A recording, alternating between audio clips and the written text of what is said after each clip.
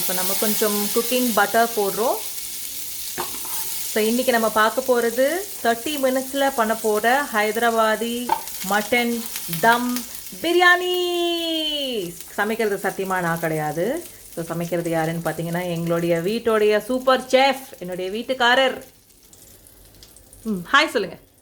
Hi. Okay. So அவர் பேசிக்காக ஹைதராபாதி அப்படின்றதுனால இந்த மாதிரி ரெசிபீஸ் எல்லாம் வந்து அவங்க சூப்பராக சமைக்கிறதுனால இன்றைக்கி அவங்க தான் சமைச்சு காட்ட போகிறாங்க. ஸோ நம்மளுடைய ஸ்பைசஸ் எல்லாம் ஆட் பண்ணுறோம். நம்மளுடைய பட்டை, கிராம்பு, சோம்பு அண்ட் அதுக்கப்புறமா ஏலக்காய். ஸோ உங்களுக்கு என்ன மாதிரி மசாலா வேணுமோ, எவ்வளோ மசாலா, சில பேர் நிறைய விரும்புவீங்க, சில பேருக்கு கம்மியாக வேணும். ஸோ அதுக்கு தகுந்த மாதிரி போட்டுக்கோங்க. கொஞ்சம் கேஷ்யூஸ் ஆட் பண்ணுறோம். கொஞ்சம் ஆயில் ஆட் பண்ணுறோம். Onions,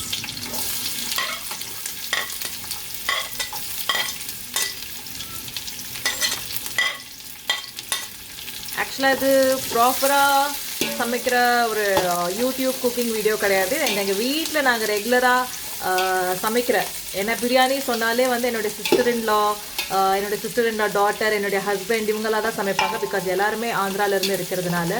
so they cook the best biryani. என்னுடைய சன் கூட பார்த்தீங்கன்னா வந்து பிரியாணின்னு சொன்னாலே வந்து அவங்க அப்பா இல்லாட்டி அத்தையை தான் வந்து குக் பண்ண சொல்லுவாங்க. So I'm a vegetarian. So எனக்கு சத்தியமாக வந்து நான்வெஜ்ஜில் வந்து பிரியாணி சமைப்பேன், பட் இவங்க அளவுக்கு சமைக்க தெரியாது.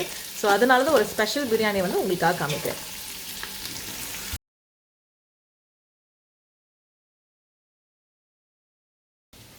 ஆனியன்ஸ் இந்த மாதிரி டீப் ப்ரௌன் ஃப்ரை ஆகணும். அதுதான் வந்து நம்ம பிரியாணிக்கு வந்து நல்ல டேஸ்ட் கொடுக்க போகுது. ஸோ இது இப்படி டீப் ஃப்ரை ஆகிட்டு இருக்கிற டைமில் நம்ம பக்கத்தில் ஒரு குக்கரில் வந்து நம்ம மட்டன் வந்து வேக வச்சுக்க போகிறோம். ஸோ இப்போ ஆனியன்ஸ் ப்ரௌன் ஆகிடுச்சு. ஆனியன்ஸ் எல்லாம் இப்படி ஓரமாக தள்ளி விட்டுடுங்க. நடுவில் கொஞ்சம் ஆயில் இந்த மாதிரி இருக்கும். ஸோ அதில் நம்ம வந்து க்ரீன் சில்லிஸ் போட்டு ஃப்ரை பண்ண போகிறோம். கொஞ்சம் உப்பு, காரம் உங்களுக்கு எப்படி வேணுமோ உங்களோட டேஸ்ட்க்கு ஏற்ற மாதிரி போட்டுக்கோங்க. எங்கள் வீட்டில் நாங்கள் ரொம்ப ஸ்பைஸியாக சாப்பிடுவோம். ஸோ அதனால் நாங்கள் கொஞ்சம் காரம் ஜாஸ்தி போட்டிருக்கோம். கொஞ்சம் தனியாத்தூள்,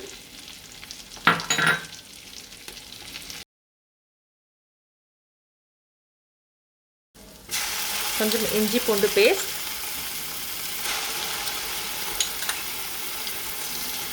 ஒரு 3 டேபிள் ஸ்பூன் நீங்கள் எடுத்துக்கலாம்.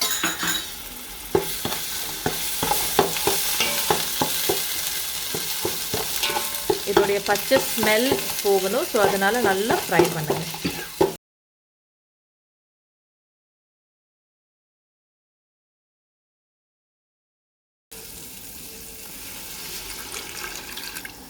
ஒரு 1/2 கப் மில்க் ஆட் பண்ணுறோம்.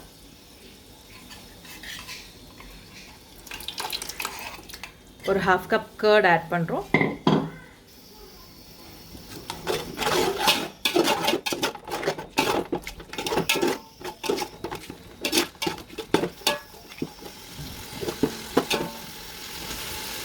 இது நல்லா பாயில் ஆகணும். ஸோ தட் உங்களுக்கு அந்த ரா ஸ்மெல் போய் இது இவ்வளோ லிக்விடாக இருக்கிறது எல்லாமே ஒரு திக் கிரேவி மாதிரி ஃபார்ம் ஆகும்.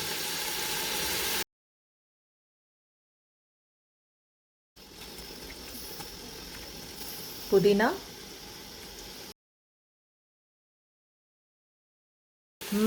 செம்ம ஃப்ளேவரோட, செம்ம ஸ்மெல்லோட நம்மளுடைய கிரேவி வந்து திக் ஆகிட்டுருக்கு. பாருங்கள், ஆயிலெல்லாம் அப்படி செப்பரேட் ஆகிட்டுருக்கு. ஸோ இது இப்படி திக் ஆகிட்டுருக்கிற டைமில் நம்ம வந்து பக்கத்தில் குக்கரில் மட்டன் பாயில் பண்ணிகிட்ருக்கோம். அண்ட் இன்னும் விசில் வரல. அது பக்கத்தில் இன்னொரு ஸ்டவ்வில் வந்து நம்ம வாட்டர் போட்டு அதில் 1 ஸ்பூன் பட்டர் போட்டிருக்கோம். நம்ம பாஸ்மதி ரைஸை இப்போ இதில் பாயில் பண்ண போகிறோம். ஸோ இந்த பாயிலிங் வாட்டரில் நம்மளுடைய ஸ்பைசஸ், நம்ம ஃபஸ்ட்டு பிரியாணிக்கு என்னெல்லாம் ஸ்பைசஸ் ஆட் பண்ணமோ இந்த ஸ்பைசஸ் எல்லாமே ஆட் பண்ணுறோம். ஸோ அது பாயில் ஆனதுக்கப்புறம் நம்ம ரைஸ் போட போகிறோம். ஆடிங் சம் சால்ட்,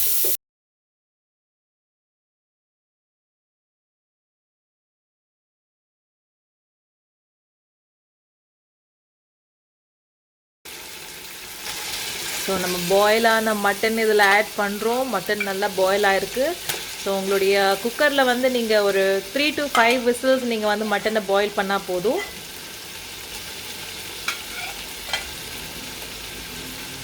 ஸோ பாதி பாயில் ஆனால் போதும், மீதி நம்ம இங்கே தம் பண்ணும்போது அதுலேயே பாயில் ஆகும். ஸோ அதனால் ஹாஃப் குக்டாக இருந்தாலும் ஓகே தான்.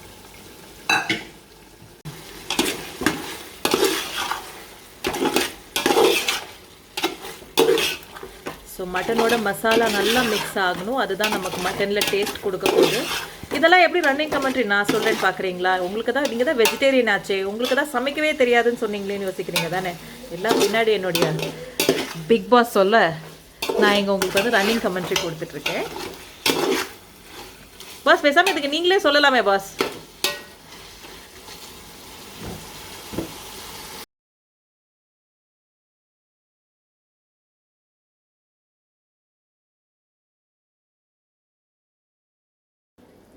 ஸோ நம்ம எந்த கப்பில் ரைஸை மெஷர் பண்ணமோ அந்த கப்பில், இப்போ ஃபார் எக்ஸாம்பிள் நாங்கள் அதில் 6 கப் ஆஃப் ரைஸ் வச்சுருக்கோம். ஸோ இதில் வந்து 3 கப்ஸ் ஆஃப் வாட்டர், 6 கப்பு ரைஸ்க்கு 3 கப் வாட்டர் இந்த கிரேவியில் நாங்கள் இப்போ ஊற்றுறோம்.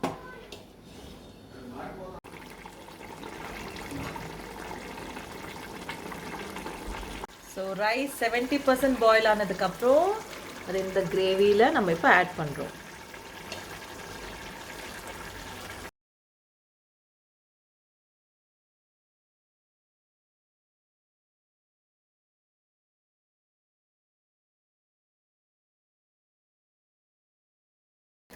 ஸோ ரைஸ் ஆட் பண்ணதுக்கப்புறம் நம்ம மேலே கொஞ்சம் புதினா தூவி விடுறோம். ஸோ இப்போ நம்ம இதை தம் வைக்க போகிறோம். ஸோ புதினா ஆட் பண்ணதுக்கப்புறம் ஒரு பிளேட் போட்டு மூடிடுங்க. மூடினதுக்கப்புறம் நம்ம ரைஸ் பாயில் பண்ணி வச்சுருந்தோம் இல்லையா, நம்ம பாயில் பண்ணோம் இல்லையா ரைஸ், ஸோ அதோடைய தண்ணி இருக்கு இல்லையா, அந்த தண்ணி கொஞ்சம் சூடாக இருக்கணும். அந்த தண்ணி வந்து இந்த பிளேட் மேலே வச்சுருங்க. ஸோ 15 மினிட்ஸ் இந்த மாதிரி சிம்லேயே உங்களுடைய பிரியாணியை வந்து தம் வைங்க. ஸோ உங்களுடைய மட்டனும் ஃபுல்லாக பாயில் ஆகிடும், உங்களுடைய 70% பாயிலாக இருந்த ரைஸும் பாயில் ஆகிடும். ஸோ 15 மினிட்ஸ்க்கு அப்புறம் உங்களுடைய Hyderabadi mutton dum biryani ready. So after 15 minutes எங்களுடைய பிரியாணி ரெடி.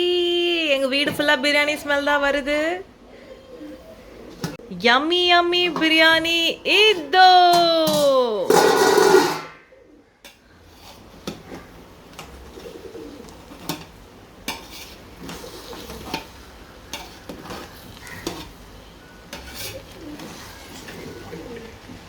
ஸோ பிரியாணி இந்த மாதிரி நல்லா உதிரியாக இருந்தால் தானே நல்லாயிருக்கும். ஸோ இந்த மாதிரி இருக்கணும். ஸோ கொஞ்சம் கீழே இருந்து மேலே கொஞ்சம் அப்படி ட்விஸ்ட் பண்ணிவிட்டு விட்டுட்டிங்கன்னா சாப்பிடும் yummy yummy mutton biryani. Yummy யம்மின்னு உங்களுக்கு தான், because I am a vegetarian. But நான் இதில் வந்து இந்த மேலே இருக்கிற ஒயிட் ரைஸ் மட்டும் சாப்பிடுவேன்.